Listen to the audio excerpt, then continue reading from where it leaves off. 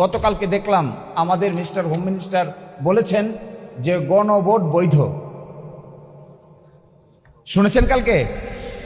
উনি আইনের একটা নীতি আছে, এটাকে বলে ফ্যাক্টাম ভ্যালিড। আপনারা দেখবেন একটা ইংরেজি শব্দ এখন উনি ব্যবহার করেছেন, এটা মূলত ল্যাটিন শব্দ ফ্যাক্টাম ভ্যালিড। ফ্যাক্টাম ভ্যালিড মানে হলো এটা যেটা আসলে বৈধ না কিন্তু হয়ে গেছে তাই বৈধ। কেমন কি? যেমন আপনি অপ্রাপ্তবয়স্ক একটা ছেলে একটা মেয়ে বিয়ে করে ফেলেছে, সন্তানের জন্ম হয়ে গেছে, আইনে বলা আছে 18 বছর আর 21 বছর, কিন্তু বিয়ে করে ফেলেছে 15 বছর আর 17 বছর। বিয়েও করে ফেলেছে, সকলে দাওয়াত খেয়ে ফেলছে, অনুষ্ঠানও হয়ে গেছে, সন্তানের জন্ম হয়ে গেছে। এই ক্ষেত্রে আমাদের আইনে একটা নীতি বলে, এটাকে বলে ফ্যাক্টাম ভ্যালিড। ফ্যাক্টাম ভ্যালিড হলো বিয়ে যেহেতু হয়ে গেছে, সকলেই যেহেতু মেনে নিয়েছে এবং যেহেতু সন্তানের জন্ম নিয়েছে, আইন অনুযায়ী 18 এবং 21 বছর না হলেও এই বিয়েটা বৈধ বিয়ে। তো বাংলাদেশের এই পার্লামেন্ট যে গণভোট হয়েছে, উনি কালকে স্বীকার করেছেন, প্রথম দেখলাম ফ্যাক্টাম ভ্যালিড হয়েছে। ফ্যাক্টাম ভ্যালিড যদি স্বীকার করেন তাহলে অবশ্যই আপনাকে সংবিধান সংস্কার পরিষদের মিটিং ডাকতে হবে। কারণ কি, কেন ডাকতে হবে?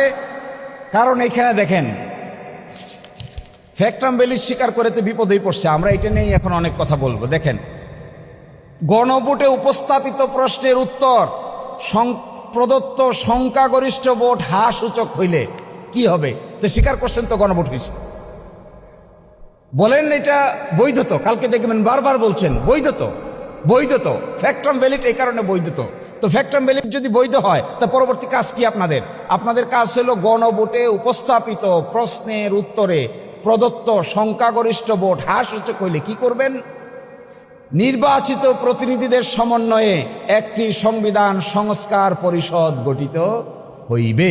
তাহলে এখন গঠন করেন, এখন ডাকেন। বলছেন তো বৈধ, তাহলে ডাকেন না কেন? এখন ডাকতে হবে। যদি না ডাকেন তাহলে আপনি এটাকে নিজের বিরুদ্ধে নিজে অবস্থান নিতে হবে। আশ্চর্য কাণ্ড কারখানা। আরেকটা, আমার সময় শেষ, আর অল্প কথা বলি, আমি শেষ করে দিচ্ছি।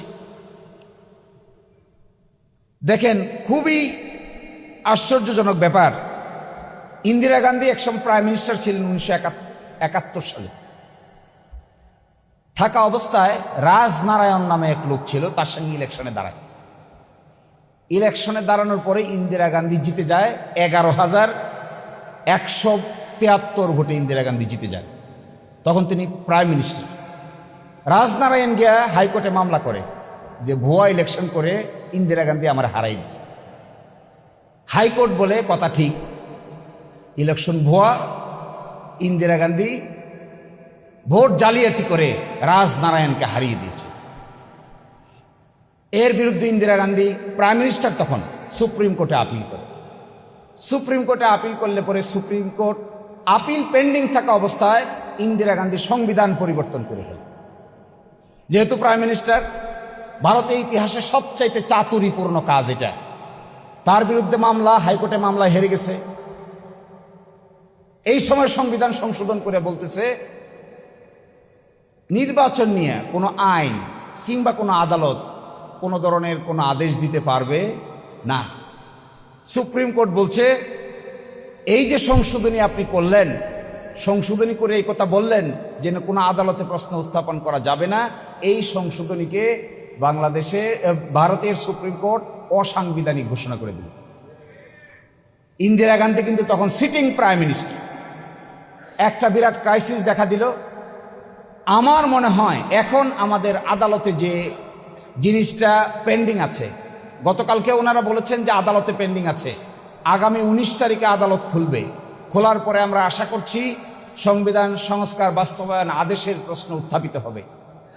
যদি বাংলাদেশের আদালত তার মেরুদণ্ড সোজা করে দাঁড়াতে পারে তাহলে এই ক্ষেত্রে তাদের উচিত হবে সরকারের বিরুদ্ধে রায় দেওয়া।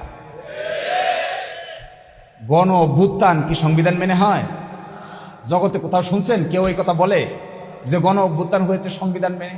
সংবিধান মেনে তো গণ অভ্যুত্থান হয় না। গণ অভ্যুত্থান হয়েই তো বাইরে থেকে, এবং একইভাবে এখানে বাইরে থেকে হয়েছে। এখন এটাকে আদালতের সাবজেক্ট ম্যাটার বানিয়েছেন।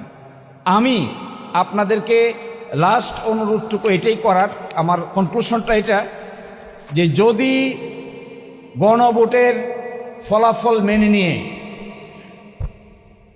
সংবিধান সংস্কার সভার বা পরিষদের অধিবেশন ডাকা না হয় এবং সংস্কার থেকে সরে যাওয়া হয়, সংবিধান সংস্কার সভার অধিবেশন চলার কথা 180 দিন, 180 দিন পরে